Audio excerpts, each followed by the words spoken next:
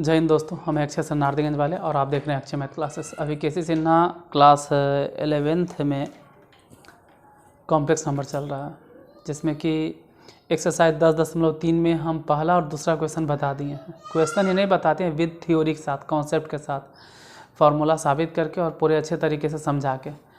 अगर आप नहीं देखे हैं तो पिछला दोनों वीडियो देख लीजिए। कॉम्प्लेक्स नंबर का प्लेलिस्ट बना हुआ है और 2 ही वीडियो क्यों होगा, और भी उसके पहले 8-10 क्लास हम लिए होंगे, लेकिन फ़िलहाल एक्सरसाइज 10.3 की बात कर रहे हैं। अगर आप 10.3 का वीडियो देखना चाहते हैं तो पहले शुरू से देखते आइए, तब आज ज़्यादा समझ में आएगा।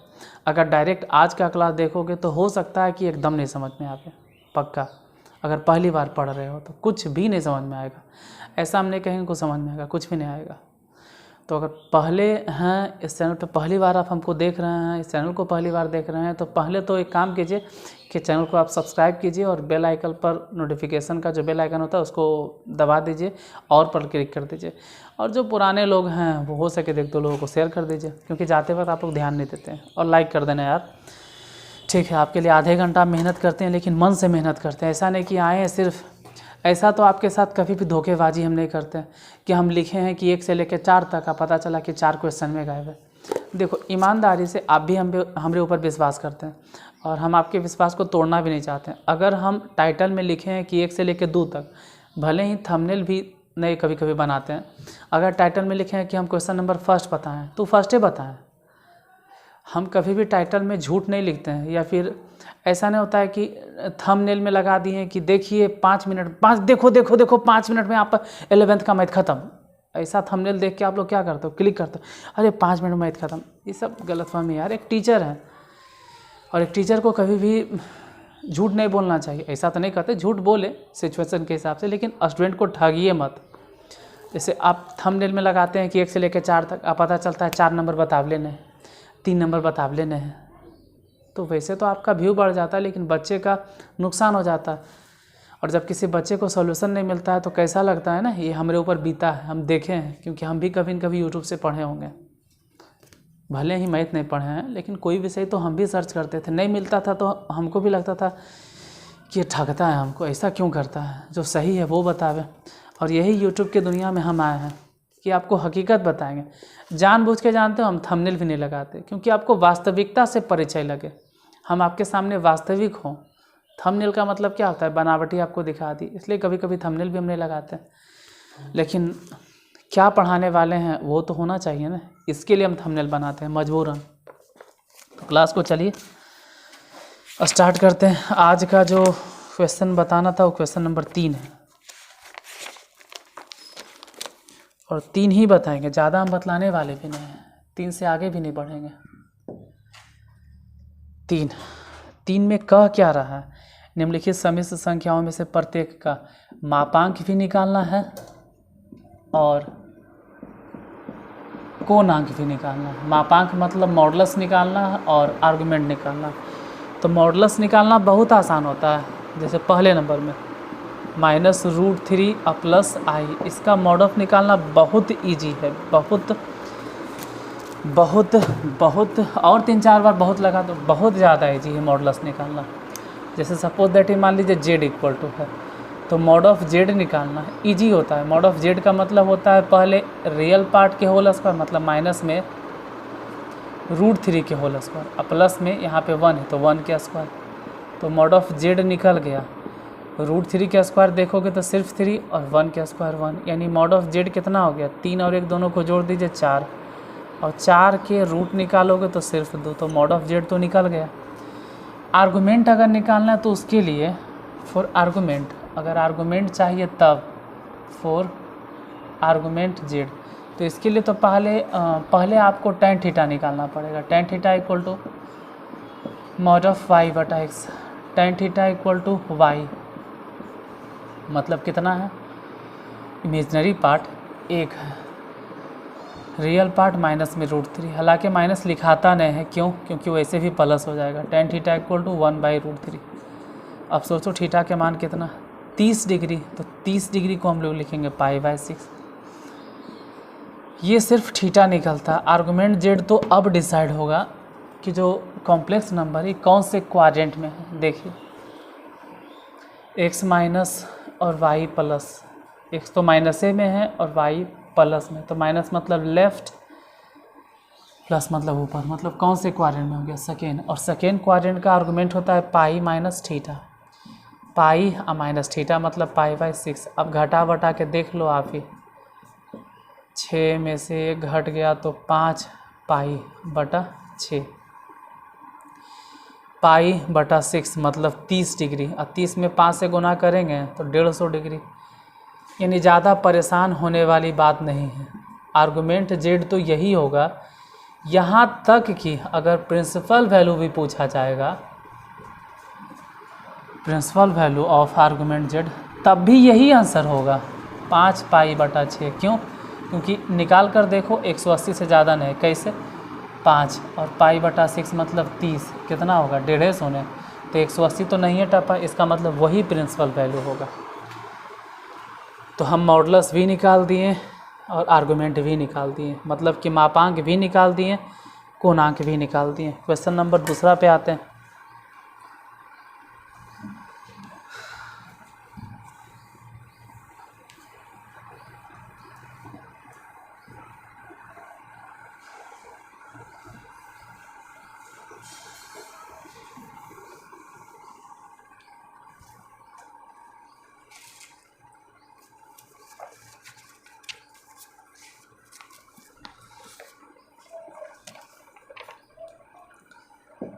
दूसरा नंबर क्वेश्चन, -1 और -i√3,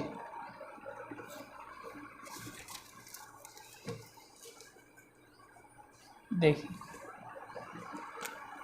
अलग अलग दो हिस्से में बांट लेते हैं। एक तरफ मापांक निकालना चाहते हैं, मतलब मान लो ये जेड है और मापांक मतलब मॉड ऑफ जेड, तो अंडर रूट पहले रियल पार्ट के होल स्क्वायर मतलब -1 के स्क्वायर, फिर -√3 के स्क्वायर, तो मॉड ऑफ जेड कितना हो गया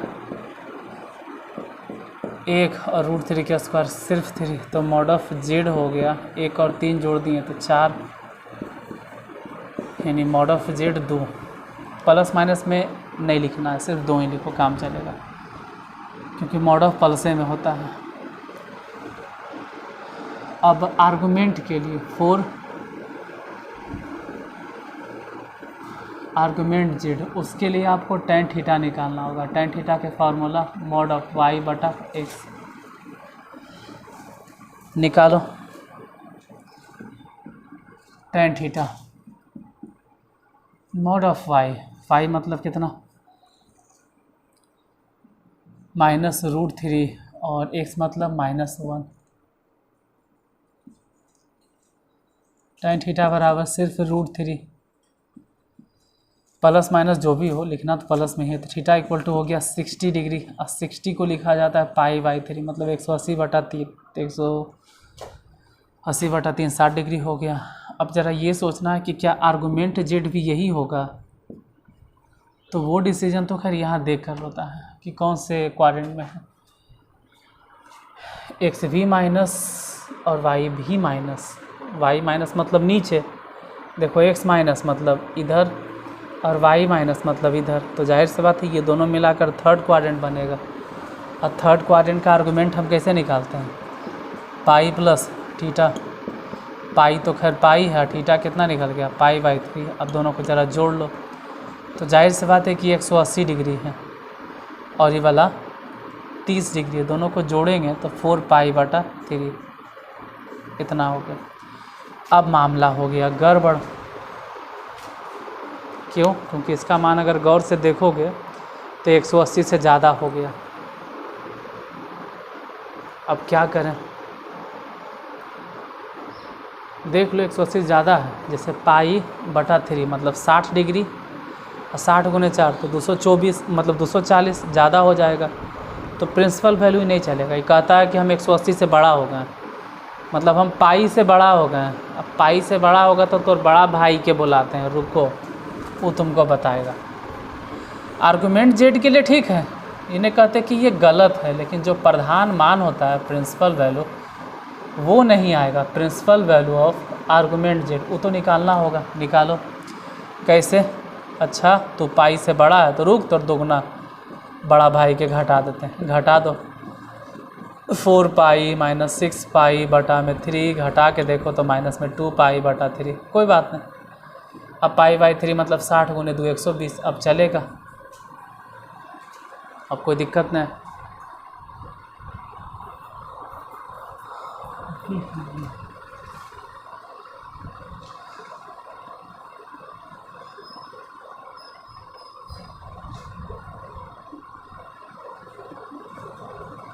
इसी के लिए कोई शॉर्टकट ट्रिक था, ठीक है, लेकिन वो ट्रिक हम बता दें या नहीं बताएं अभी कंफ्यूज हो जाओगे फिर।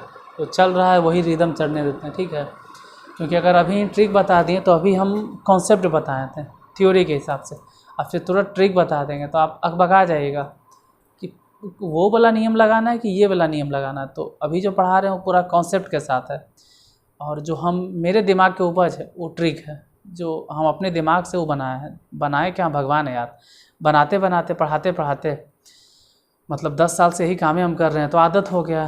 तो वो मेरे दिमाग की उपज है कि ये ट्रिक होगा और हर जगह वो अप्लीकेबल भी होता है।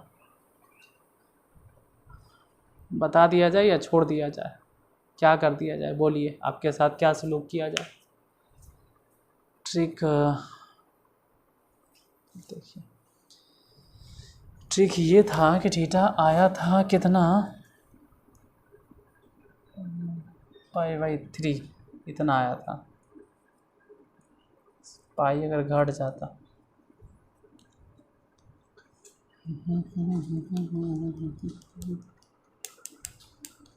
चलिए छोड़ते हैं, ट्रिक को छोड़ देते हैं, ठीक है, ट्रिक इतना नहीं करते हैं। जैसे प्रिंसिपल वैल्यू निकालने का झंझट नहीं रहता है, एक शॉर्टकट ट्रिक है। अगर कभी टाइम मिला तो हम ट्रिक बता देंगे, ठीक है। इन सभी क्वेश्चन के लिए एक स्पेशल वीडियो बना देंगे जो ट्रिक से बनेगा। स्पेशल वीडियो क्या है देखिए, छोड़ो स्पेशल क्या, अब ये बताते हैं। जो लोग समझेगा बहुत अच्छा, जो नहीं समझेंगे वो कन्फ्यूज मत होना। जैसे ट्रिक ये होता है ना कि प्रिंसिपल वैल्यू निकालने के झंझटे ने, अगर फर्स्ट और सेकेंड क्वाड्रेंट में है तो आप सिंपल मेथड से निकालिए, जैसे निकाल दे। जैसे फर्स्ट में है तो थीटा ही आर्गूमेंट हो गया, थीटा ही प्रिंसिपल वैल्यू हो गया, और अगर सेकेंड क्वाड्रेंट में है तो पाई माइनस थीटा यही आर्गूमेंट हो गया और यही प्रिंसिपल वैल्यू आर्गूमेंट हो गया। लेकिन थर्ड में आता है तो इसके ट्रिक क्या हो जाता है ना कि हम लोग उल्टा चलते हैं।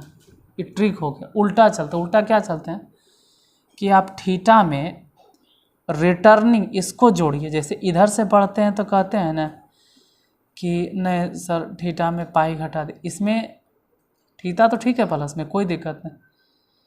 इसमें उल्टा चल रहे हैं, मतलब जस्ट इसका इमेज है। अगर थोड़ा ध्यान से देखा जाए तो इसका इमेज है और इसका इमेज है।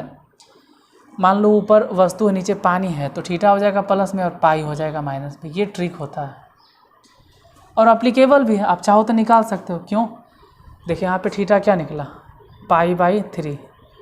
कोई आर्गूमेंट के कहानी नहीं, डायरेक्ट एकदम प्रिंसिपल वैल्यू आ जाता है।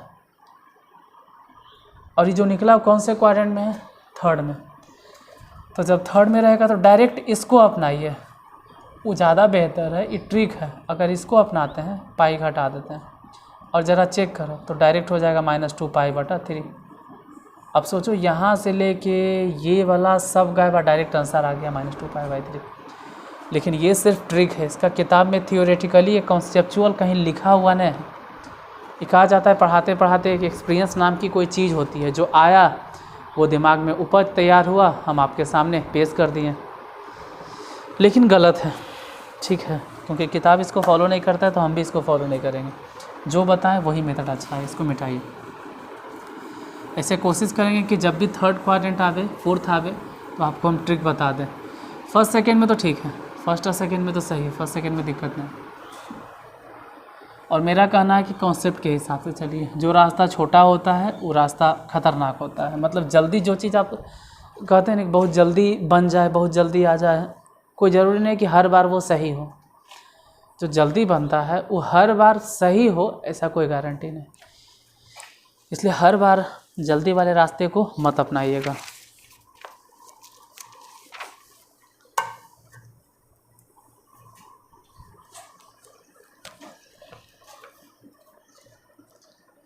तीसरा में क्वेश्चन नंबर 3 1/1 प्लस आई। इसमें पहले मापांक और फिर कोणांक हम दोनों निकालेंगे। मापांक निकालना तो बहुत आसान है, डायरेक्ट निकाल लेंगे। कोणांक के लिए थोड़ा सा मेहनत करना होगा, हालांकि चलो शुरुआत से मेहनत करते हैं। कर ही दो कंजुगेट मल्टीपल, 1 माइनस आई ऊपर भी गुना 1 माइनस आई नीचे भी गुना।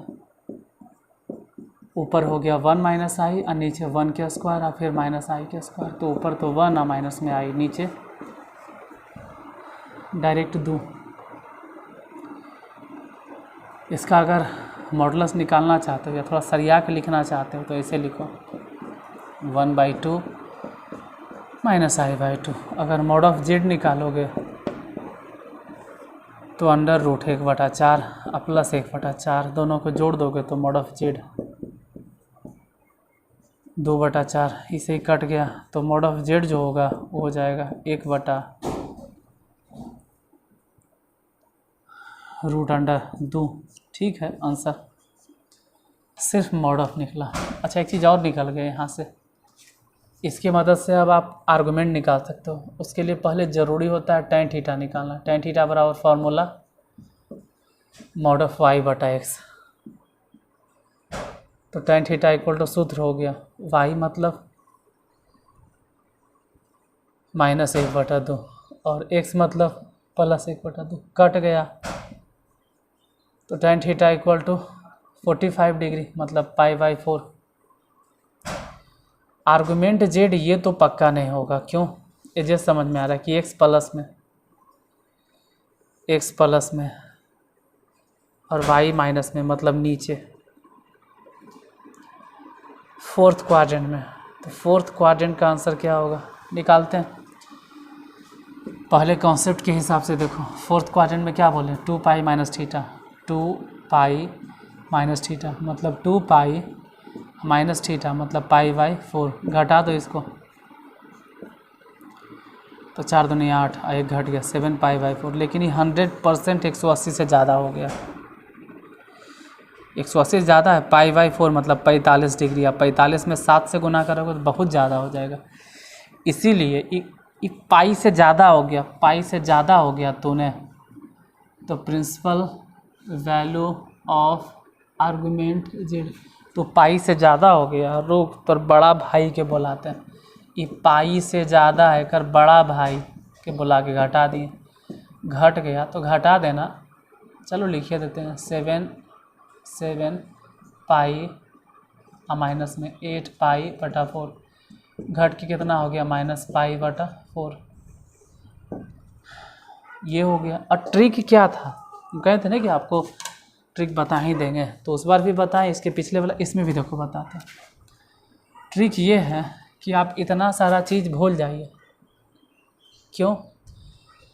अभी पीछे बोले थे कि अगर फर्स्ट क्वाड्रेंट के बाद है तो थीटा जो निकलेगा वही आर्गुमेंट भी होगा और वही प्रिंसिपल वैल्यू होगा।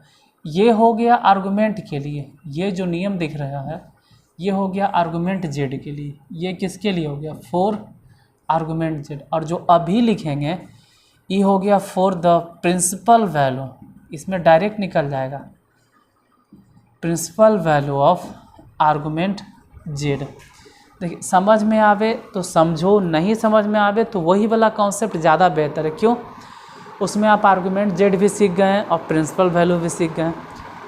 कभी मन करे कि आर्गुमेंट तक ही निकाले तो आर्गुमेंट तक ही निकालो, मन करे कि प्रिंसिपल वैल्यू पे जाए तो आर्गुमेंट निकाल के प्रिंसिपल पे चले जाओ। और इस नियम से हमेशा प्रिंसिपल वैल्यू ही निकलेगा और कोई गुंजाइश नहीं, आर्गुमेंट पे नहीं रुक सकते हो। जैसे फर्स्ट में है अगर एक्स भी प्लस वाई भी प्लस तो वही थीटा प्रिंसिपल वैल्यू।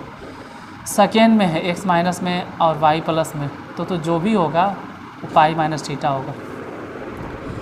लेकिन अगर थर्ड है तो जस्ट इसका इमेज है, इसी का इमेज है, यानी इसमें थीटा हो जाएगा प्लस और पाई हो जाएगा माइनस, उल्टा। सेम चीज़ अगर फोर्थ में तो जो भी थीटा निकला है ना उसको सिर्फ माइनस कर। गौर से देखो थीटा क्या निकला था यहाँ पे, थीटा क्या, अरे यार गड़बड़ हो गया। थीटा क्या निकला था π/4। देखिए प्रिंसिपल वैल्यू क्या हो गया -π/4। तो ये ट्रिक है प्रिंसिपल वैल्यू को निकालने का। अब ये ट्रिक हर जगह अप्लीकेबल हो इसका हम गारंटी नहीं लेते हैं। मेरे हिसाब से तो 100% अप्लीकेबल है। अभी तक हम जितना हिसाब बताएं, केसी सिन्हा, आर.डी. शर्मा, आर.एस. अग्रवाल, लालजी प्रसाद, लुसेंट, आलोक प्रकाशन का जो भी किताब हम उठाएं, एनसीईआरटी हर एक किताब में अप्लीकेबल है। लेकिन वैसा कोई प्रॉब्लम नहीं देखी जिसमें ये अप्लीकेबल नहीं हो रहा, सब जगह ये अप्लाई हो रहा। तो कहें ना कि मेरे दिमाग की उपज है, हम इसको अपना नियम बना दिए कि ऊपर वाला अगर कोई वस्तु है या थीटा है तो नीचे वाला दोनों का इमेज है। मान लो ये पानी है या शीशा है तो इसी का इमेज होता है, जस्ट उल्टा। ये माइनस से प्लस हो गया, ये प्लस से माइनस। ये मेरा अपना उपज है। अगर समझते हो तो डायरेक्ट निकालो। इतना ताम झाम के देखो ना, कहानी ख़त्म हो गई। ये सब जो पूरा देख रहे हो पूरा कहानी खत्म। देखिए कुछ नहीं, डायरेक्ट -π/4 आंसर आया था। मिटा तो दिए, डायरेक्ट आ गया था।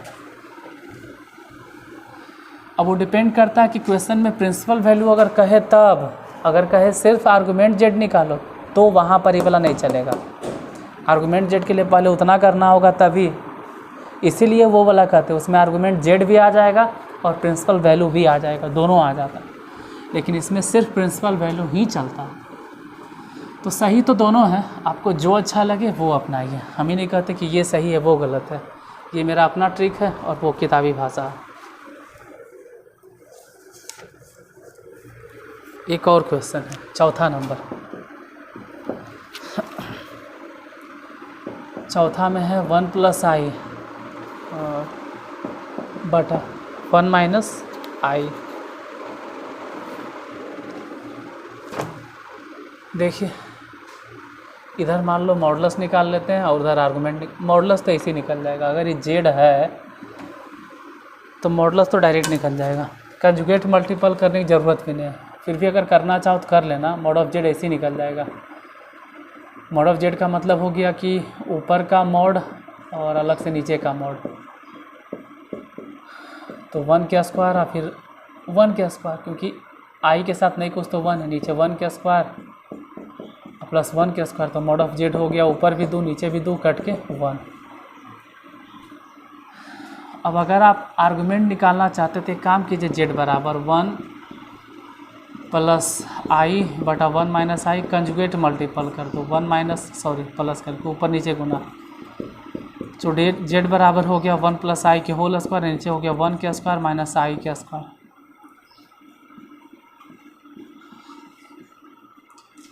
तोड़ो, जेड इक्वल टू 1 के स्क्वायर 1 i स्क्वायर 2ab, नीचे 1 के स्क्वायर 1 और i स्क्वायर की वैल्यू -1।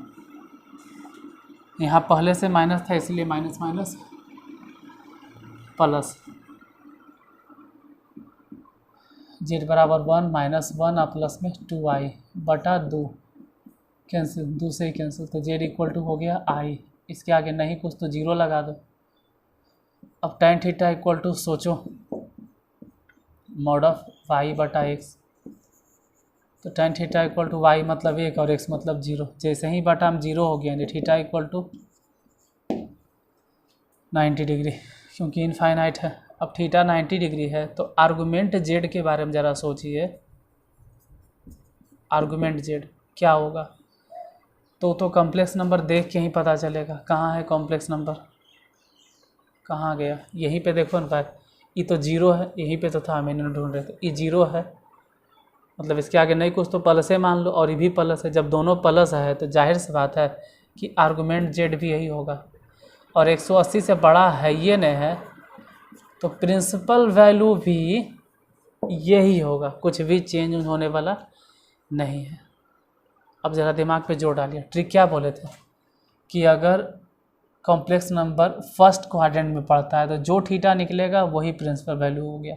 हो तो गया, देखो थीटा निकला π/2 और सच में प्रिंसिपल वैल्यू हो गया π/2। तो ट्रिक हर जगह अप्लीकेबल है, ऐसा नहीं कि मनगढ़ंत कहानी है। पहले हम 50 हिसाब पे अप्लाई करके देख चुके, तब हम बना दे कि हाँ ये को ट्रिक हो गया। हर जगह ही अप्लाई होता है, ऐसा नहीं कि ऐसे ही मनगढ़ंत है। एक आध दो में अप्लाई हो गया तो बोलते ट्रिक हो गया, ऐसे नहीं होता है। बहुत सारा हिसाब बना है, 50 हिसाब पे अप्लाई कर चुके हैं, तब हम बोल रहे हैं आज कि ये वाला ट्रिक है प्रिंसिपल वैल्यू के लिए। तो तीसरा में 4 क्वेश्चन था विद कॉन्सेप्ट पूरा हम क्लियर कर दिए। आर्गुमेंट निकालना था और मॉडुलस निकालना था, दोनों हो गया। अब जो क्वेश्चन नंबर 4 है उसमें निकालना है क्या। तो उसमें क्या निकालना है, जब बहुत सारे टीचर को ही नहीं मालूम है तो आप तो स्टूडेंट हैं, आपको कहाँ से मालूम होगा। क्यों नहीं मालूम है सर? क्योंकि उसमें मिटा हुआ है, उसमें पोलर फॉर्म निकालना है। अभी पोलर फॉर्म क्या होता है? इसको बोलते हैं ध्रुवीय रूप। ध्रुवीय रूप क्या होता है? जिसको त्रिकोणमितीय अनुपात के रूपों में हम बदलेंगे। तो फिलहाल तो आज नहीं बदलेंगे, आज जितना बताए हैं इसी से काम चलाइए। देखिए, क्लास हम हमेशा कहते हैं कि छोटा हो लेकिन फ्रूटफुल हो, मतलब आपके लिए लाभदायक हो, फलदायी हो। ऐसा नहीं कि हम 1 घंटे का क्लास पढ़ा दें और वो सिर्फ 1 घंटा ही आपको समझ में आया।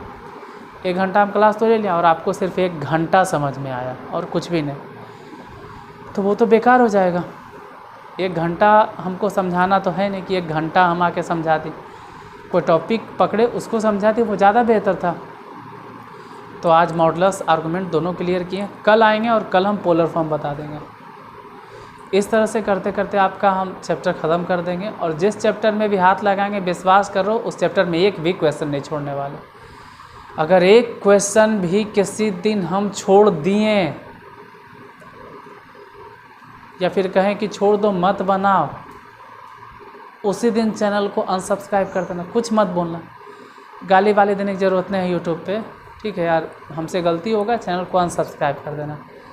अगर एक भी क्वेश्चन छूट गया तो किसी भी चैप्टर में जो एक्सरसाइज हम शुरू करेंगे उस एक्सरसाइज में एक एक हिसाब बताएंगे। या फिर हमको लगेगा कि नहीं इस हिसाब से हमको डर लगता है, हम ही डरते हैं, तो उस एक्सरसाइज को हम शुरू ही नहीं करेंगे। या फिर आपके लिए अननेसेसरी रहेगा, एकदम ज़रूरत क्या, एकदम फालतू है तो भी नहीं पढ़ाएंगे। क्यों? क्योंकि अब सिलेबस बदल गया है, तो बहुत सारे चीज़ों को हटा दिया गया है। तो हर चीज़ को पढ़ाते रहें आँख बंद करके, ये ज़रूरी नहीं है। जो सिलेबस से आउट ऑफ सिलेबस है उसको नहीं बताएंगे।